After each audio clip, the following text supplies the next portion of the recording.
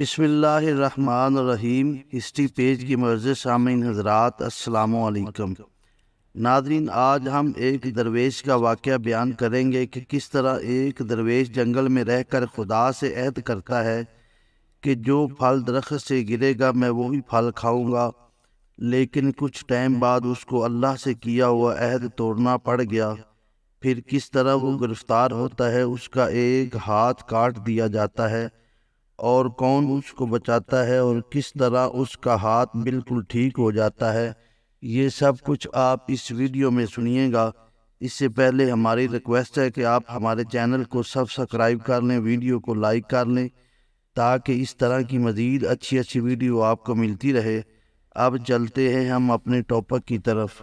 ایک درویش دور اندیش دنیا سے منہ موڑ کر اپنے مالک سے ناطہ جوڑ کر دشوار گزار پہاڑوں میں رہا کرتا تھا۔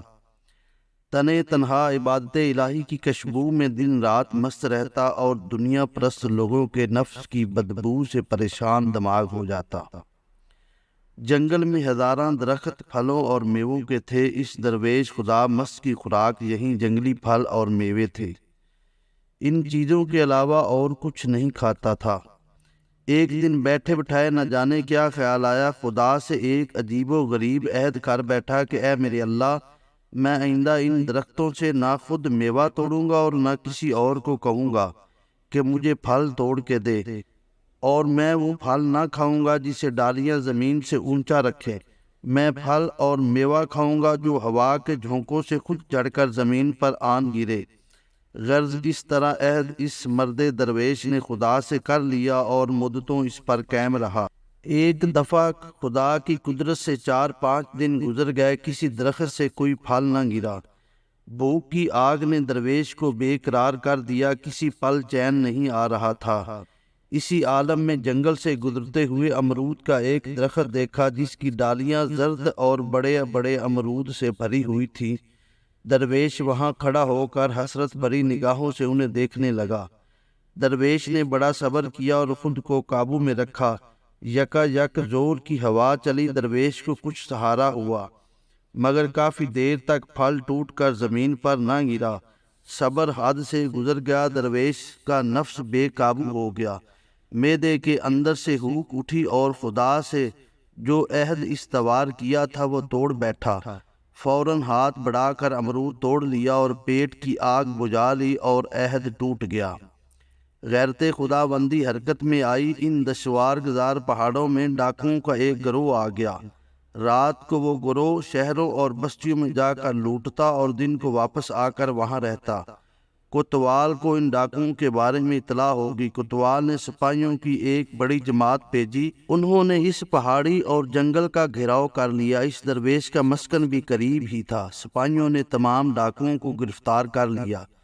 درویش بابا کو بھی ان کا ساتھی سمجھ کر پکڑ لیا۔ کوتوال نے حکم دیا کہ انہیں جیل میں بند کر دو۔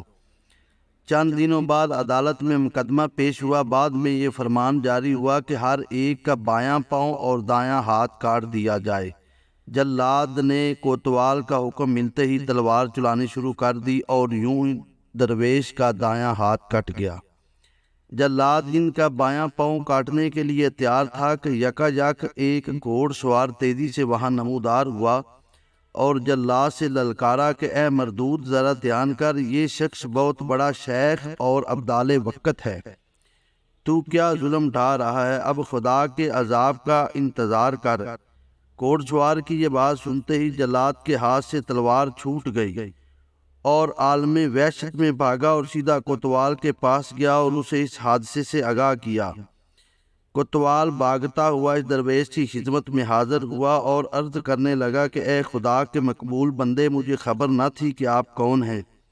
میں نے آپ پر سخت زیادتی کی، لا علمی میں یہ خطا سرزد ہو گئی، خدا کے لیے آپ ہمیں بخش دیجیے۔ درویش نے کہا اس میں تمہارا کوئی قصور نہیں، جس گناہ کی پاداش میں میرا ہاتھ کاٹا گیا اس کو میں جانتا ہوں۔ تجھے ان حالات کی کیا خبر، لہٰذا تم بے فکر رہو۔ لوگوں میں اس درویش کا نام ہاتھ کٹا شیخ مشہور ہو گیا۔ ایک دفعہ ایک آدمی بے وقت اور بغیر اجازت لیے جھونپڑی میں گھس آیا آگے کیا دیکھتا ہے کہ مرد کلندر اپنے دونوں ہاتھوں سے خرقہ درویشی میں پیوند لگا رہا تھا۔ اس نے حیرت سے دانتوں میں انگلی دے کر کہا، حضرت یہ میں کیا دیکھ رہا ہوں، آپ کے تو دونوں ہاتھ صحیح سلامت ہے۔ لوگ خواہ مخواہ کہتے ہیں کہ آپ کا دایاں ہاتھ کٹا ہوا ہے۔ درویش نے کہا، ارے اور میری جان کے دشمن، تو جھونپڑی میں بغیر اجازت کیوں آ گیا؟ اس نے ندامت سے عرض کیا، حضرت مجھے آپ کی زیارت کا بے حد اشتیاق تھا، اس شوق ملاقات سے مغلوب ہو کر یہ غلطی کر بیٹھا۔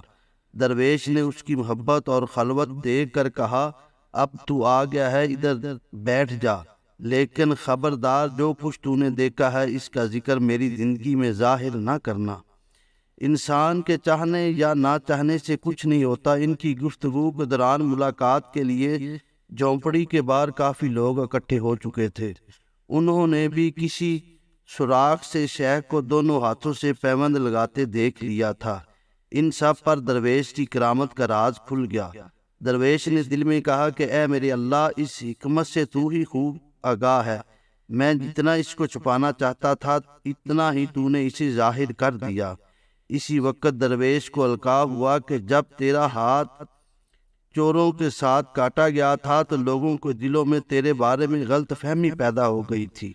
وہ خیال کرنے لگے کہ تو مکر و فریب کا جال بچھائے بیٹھا ہے۔ یہ بات ہمیں پسند نہیں کہ یہ لوگ بد نصیبی اور گمراہی میں گرفتار ہو اور اللہ والوں کے بارے میں بدگمانی رکھے، اس لیے ہم نے تیری یہ کرامت سب پر ظاہر کر دی۔